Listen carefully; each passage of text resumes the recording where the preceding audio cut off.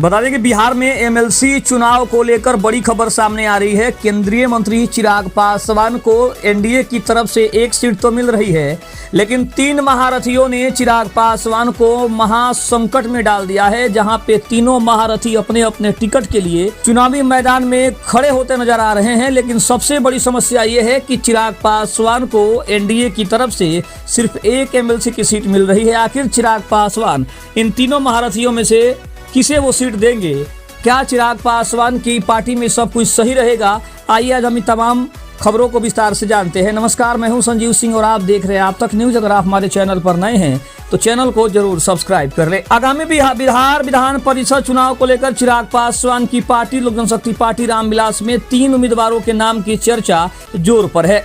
देखा जाए तो एक सीट है, जबकि 3 दावेदार हैं। ऐसे में चिराग पासवान किसे मौका देंगे, ये सबसे बड़ा सवाल है। बिहार विधान परिषद की 9 सीटों पर चुनाव होना है। चुनाव के लिए भी एनडीए में उम्मीदवारों को लेकर माथापच्ची चल रही है। इधर चिराग पासवान की पार्टी लोक जनशक्ति पार्टी रामविलास में भी एक सीट के लिए उम्मीदवारों के नामों पर चर्चा तेज हो गई है। हालांकि अभी तक चिराग पासवान की ओर से किसी भी नाम को फाइनल नहीं किया गया है, लेकिन लोजपा रामविलास में 3 नामों की चर्चा सबसे ज्यादा हो रही है। लोक जनशक्ति पार्टी रामविलास में जिन 3 नामों की चर्चा सबसे ज्यादा है, उनमें चिराग पासवान के भांजे सीमांत मृणाल, पूर्व एमएलसी हुलास पांडे और वेद प्रकाश पांडे भी शामिल हैं। लोजपा रामविलास के सूत्रों से मिली जानकारी के मुताबिक इन्हीं में से किसी एक को पार्टी की ओर से विधान परिषद भेजा जाएगा। इन तीनों के बारे में चिराग पासवान फीडबैक ले रहे हैं। आखिरी फैसला बहुत जल्द लिया जा सकता है। सीमांत मृणाल के अगर बारे में बात करें तो बिहार विधान परिषद में भी चिराग पासवान ने सीमांत मृणाल पर दाव लगाया था। तो सीमांत मृणाल के बारे में सबसे पहले जानते हैं कि सीमांत मृणाल कौन है। इसका जवाब ये है कि लोजपा रामविलास के लिए एक युवा चेहरा है। पार्टी ने उन्हें विधान सभा चुनाव में भी उतारा था, लेकिन उन्हें कामयाबी नहीं मिल सकी थी।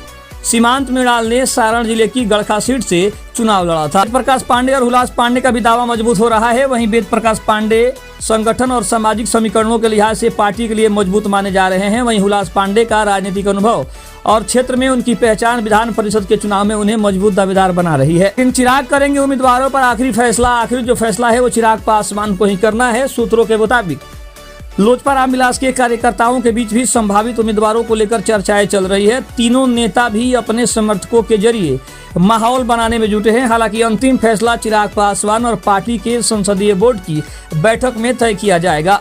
लेकिन राजनीतिक जानकारों का मानना है कि एमएलसी उम्मीदवार केवल इसी चुनावी रणनीति का हिस्सा नहीं होगा, बल्कि अगले विधानसभा चुनाव में पार्टी की तरफ से आगे बढ़ेगी। इसी तरह के सामाजिक समीकरणों पर दाव लगाएगी, लेकिन इसकी झलक भी देखने को साफ तौर पर मिल रही है।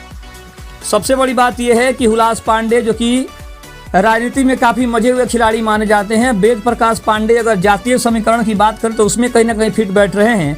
लेकिन चिराग पासवान की नजरें उनकी अपने भांजे यानी सीमांत मृणाल पर भी है। हालांकि उन्होंने विधानसभा का चुनाव लड़ा था और सारण जिला के गड़खा सीट से उन्होंने चुनाव वो हार भी गए थे, लेकिन उसके बावजूद भी चिराग पासवान इस युवा के बारे में सोच रहे हैं और इस युवा को ये सीट मिल सकती है, विधान परिषद वो जा सकते हैं। लेकिन चिराग पासवान को अंतिम फैसला लेना है और सभी समीकरणों को साधने के बाद ही चिराग पासवान अंतिम फैसला लेंगे, क्योंकि चिराग को भी लगता है कि कहीं ना कहीं इस चुनाव से आने वाला विधानसभा चुनाव भी प्रभावित होगा। तो इसके वजह से अगर देखा जाए तो चिराग पासवान के सामने भी बहुत बड़ी चुनौतियाँ हैं। खबर अच्छी लगे तो चैनल को जरूर सब्सक्राइब करिएगा। तब तक के लिए धन्यवाद। जय हिंद, जय भारत।